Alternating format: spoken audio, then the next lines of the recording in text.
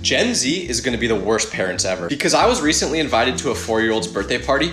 It's not weird, I knew his uncle. But anyways, since it's his birthday, a lot of people got him presents. But one person decided to give him $500. So when the kid opened the envelope with the money, his Gen Z dad's eyes lit up and he said, "Here, give me the money. I'll keep it safe for you, buddy." So the kid reluctantly gave it to him, and you would think the dad took the money and just saved it for when he was older, right? Wrong, because the kid's uncle who I was there with told me that every time someone gives that kid money, his dad takes it and says he'll keep it safe for him, when in reality, he just gambles it. So I was like, well, is he at least gonna give the kid some of the money he wins when he's older? But my friend was like, brother, there is no money. Because even if he does win, he just gambles all of that until eventually he has nothing left. That little guy's getting robbed.